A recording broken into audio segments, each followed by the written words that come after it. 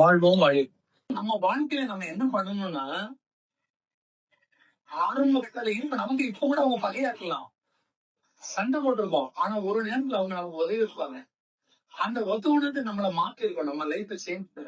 சண்டை போட்டவங்க கூட ஒரு கேட்டு சண்டை போட்டுருப்பீங்க. அவனை அழிச்சிருவேன்பா. அவன் அழிச்சிருவே சொன்னாதான் நமக்கு வேகம் வரும். அழிச்சிருவியா? அழிச்சு பாருங்க. நான் யாருன்னு காட்டுறேன். ஊரை விட்டு வெளியில வரான். வந்து பிசினஸ் பண்றான், கஷ்டப்படுறான். இவன் வளர்ந்தான். இப்ப இவன் வளர்ந்ததுக்கு காரணம் அவனை விரட்டி விட்டான திட்டு இல்லையா? அப்படி ஒருத்தன் சொல்லலைன்னா இப்ப நார்மலா கொஞ்சம் யோசிச்சு பாருங்க. இப்படி நம்ம வாழ்க்கையில நிறைய பேர் கடந்து வரும். அவர்களிடம் இருந்தெல்லாம் யாரிடம் இருந்தெல்லாம் நாம் இதுதான் வந்து பயன். ஞான பயணம் என்ன பண்ணணும்? அவங்களுடைய ஜேர்னில ஞான பயணத்துல ஒரு ஸ்டேஜ், முதல் ஸ்டேஜ் வந்து உங்களை ஒரு குருவை தேடிக்கொள்ள வேண்டும். 2வது குரு மூலமாக இந்த மண்ணில் நீங்கள் பெற வேண்டிய உண்மைகளை எல்லாம் பெற வேண்டும். உண்மைகளை தெரியும். அனலைஸ் பண்றதுக்கு உங்கள்ட்ட என்ன வேணும்? கான்செப்ட் வேணும், கண்டென்ட் வேணும். அடுத்த கட்டம் நீங்க என்ன பண்ணணும்னா இதை வெரிஃபை பண்ணணும். ரொம்ப முக்கியம். அந்த வெரிஃபை பண்றதுதான் ஒவ்வொரு ஞானிகளை என்ன பண்ணுவாங்கன்னா பயணிப்பார்கள். சிறந்த ஊருக்கு வந்துருவாங்க. அங்க இருந்து அப்படியே நடைப்பயணமாக எந்தெந்த ஊருக்கெல்லாம் நம்ம போனோமோ அங்க என்ன போகணும், யார்த்தெல்லாம் சட்டம் போட்டோமோ, யாரெல்லாம் நமக்கு உதவணும்னு யோசிச்சு பார்த்தா ஒவ்வொரு வகையில இருக்கும். ஒரு கிளாஸ்லன்னு வச்சுங்களேன், ஸ்கூல்ல படிச்சிருப்பீங்க. பக்கத்துல உள்ள பையன் அவன் என்ன பண்றான்? உங்களுக்கு எப்பவும் கிண்டல் பண்ணிட்டே இருப்பான். ஏன்னா நீங்க 80 அதுக்கு மேல ஏற மாட்டீங்க. அவன் தான் 90 எடுத்துட்டே இருப்பான். பாத்தியதே ஒன்று சொல்லியிருப்பேன். என்னப்பா 80 மேல ஏறவே மாட்டேங்குது, எட்ட மாட்டேங்குதா 100 எல்லாம் ஓடிச்சிருக்காங்க. இவன் சொல்லுவான்,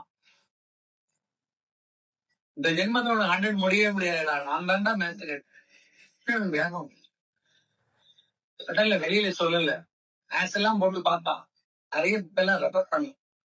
இப்ப பாத்தீங்கன்னா அதுக்கு பிறகு ஒரு வேகம் வந்து மேட்ச்ல இவதான் ஸ்கூல் ஃபைனல்ல இவன் 100. அப்புறம் அவங்க பிரிஞ்சு போயிட்டாங்க. அவனும் சண்டையில போயிட்டான். கண்டிப்பா நினைச்சு பாக்குறான். எப்ப வளர்ந்த பேருக்கு நினைச்சு பாக்குறான். அன்னைக்கு அவன் நம்மள சண்டை போடல, நம்மகிட்ட மோதலைன்னா மேட்ச்ல நமக்கு இவ்வளவு வேகம் வாங்கிட்டாங்க. நம்ம கண்டது வாங்கணும் கூடிய ஒரு உத்வேகம் வந்தது இல்லையா? ஒரு இங்கிலீஷ்ல ஒரு ஆளுக்கு உள்ள இருப்போம், வெளியில தெரியாது. அது கீழே நம்மள தழுவும். இப்ப என்ன பண்ணா இந்த ஃப்ரெண்ட் அன்னைக்கு நம்மகிட்ட சண்டை போடலன்னா மேத்ஸ் இன்ட்ரெஸ்ட் இருக்கானே, அவன் பெரிய இன்ஜினியர், சயின்டிஸ்ட். அப்ப எதுன்னு அவன் தானே ஆரம்ப கட்டம் அப்படின்னு சொல்லி அவனை பார்க்க போகும்போது அவனுக்கு என்ன பிடிக்கும் சின்ன வயசுலன்னு சொல்லி அது தெரிஞ்சு ஒரு பாயிண்ட்ஸ் வாங்கிட்டு அவன் ரொம்ப கஷ்டத்துல வந்தாரு. ரொம்ப கஷ்டத்துல இவனை பார்த்தோன்னு ஷாக் ஆயிட்டான். யாருன்னே தெரியல. யார் நீங்கிறான். அவன் ஒரு கடையில வேலை பார்க்கான். இவன் ஸ்டேட்ஸ்ல தான் ஒரு பெரிய பெண்டிஸா. நேம் எல்லாம் மாறி போச்சு, பழைய பேர் இல்ல. தெரியல அவனுக்கு யார் நீங்கிறான். இவன் கிட்ட வந்து நான் தான் 18 தான், நான் தான் 18 தான். அவனுக்கு கோபமா வந்தது. என் வாழ்க்கையை நீ குலைக்க வைக்கதான், என் வாழ்க்கையை நீ ஜெயிக்க வைக்கதான். இந்த 2 பாட்டுல நிஜத்தில் தானே இருக்கு. நீ என்ன தோக்க வைக்க வேண்டி நீ தோத்துட்ட, நான் ஜெயிக்கிறோம்னு நினைச்சிட்டு உனக்குதான் நன்றி சொல்லணும். உன் கூட எனக்கு சண்டை வரலன்னா எனக்கு மேட்ச்ல இவ்வளவு இன்ட்ரெஸ்ட் பண்ணல, அவனும் எடுத்துருக்கோம்.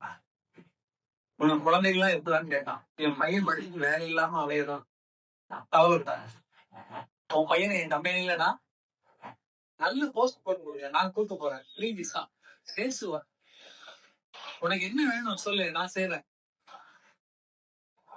அந்த வீட்டை பாக்குறான், பழைய வீடு, ரெனோவேட் பண்ணி கொடுக்கலாம்.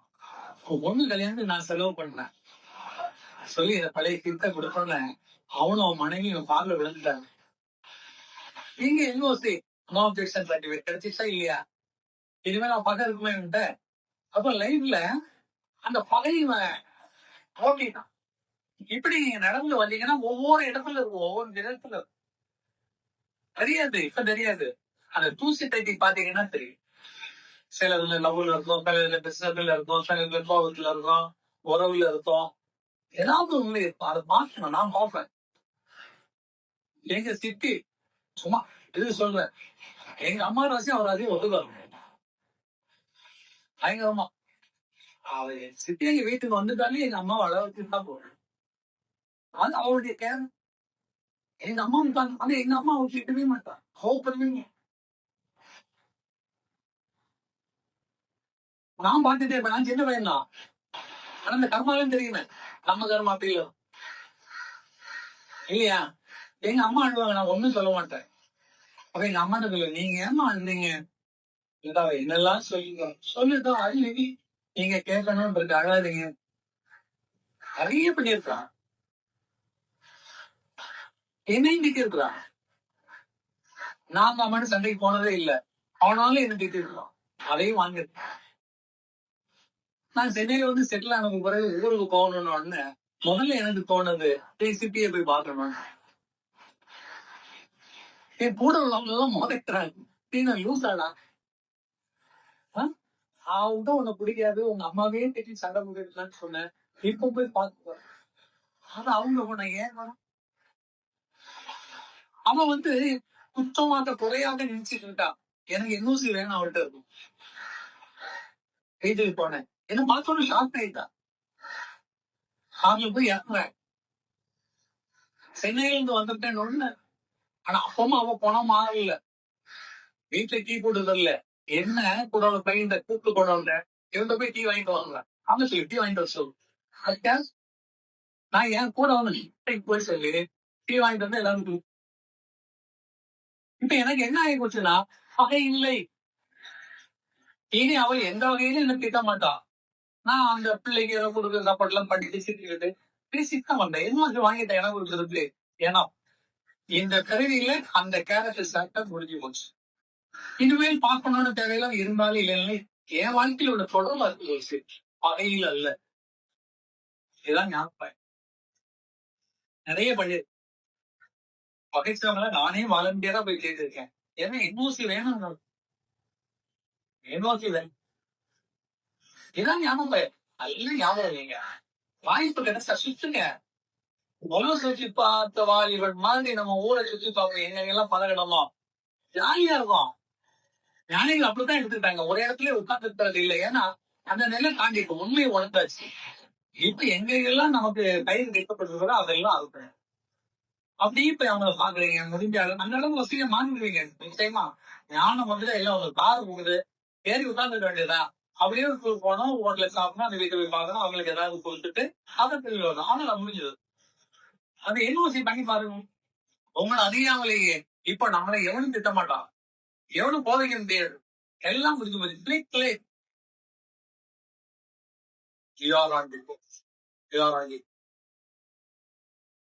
மனப்பதிவுகளை செய்வோம். இதுக்கு மேல அவங்க திட்டுனாலும் பண்ணாலும் முடிஞ்சு போச்சு. நீங்கதான் அந்த காலேஜில் இருக்கவர் தான். அதுக்கு அவங்க கேரக்டர் சர்டிபிகேட் தந்தா என்ன தரலன்னு. நீங்க வெளியில தெரியும் போதெல்லாம் காலேஜ்ல இருந்து கேரக்டர் சர்டிபிகேட் வாங்கிட்டு சொல்ல மாட்டா. அவன் பிறகுனாலும் பிரயோஜனம் கிடையாது. அந்த கத்துக்கிற காலம் வரதானே உங்களுக்கு இல்லையா? யூனிவர்சிட்டில இருந்து ஒரு கேரக்டர் சர்டிபிகேட் வேணும்னா ஸ்டடிங் போர்ட் ஸ்டைல் தான். ஆமா, நாம தொட்டிருந்த இடங்கள் பழகி இருந்தவங்க அவங்க நல்ல நட்பாக இருக்கலாம். நாம நம்மளால கூட ஏமாற்றப்பட்டிருக்கலாம். யோசிச்சுப்பா, நம்மளால ஏமாற்றப்பட்டார்களா புரிய வைக்கணும். நீண்ட சந்திக்கலாம். நிறைய சொல்லுவாங்க உனக்கு அவ்வளவுதான் ஆகாது, நீ அவளுக்கு போய் பாக்குறியப்பா. அந்த பணி இருக்க கூடாது. அவங்கள்ட்ட இருக்க கூட நம்மள்ட்ட பேசணும். கிளியர் பண்ணீங்க மோசம் பண்ணி ஜன்னல கொண்டா காத்து ஃப்ரீஸா இருக்கும் இல்லையா? அப்போ உங்க மூளையில இருக்கிறது தெரியுமா? அழுத்து இருக்காது, பயம் இருக்காது, கோபம் இருக்காது. அவங்களும் நம்மளை பத்தி உள்ள எண்ணங்கள்லாம் ஒற்றை அடிக்குவாங்க. அதெல்லாம் கடந்த அது மொழிந்த காலம். என்ன சீர்த்தம்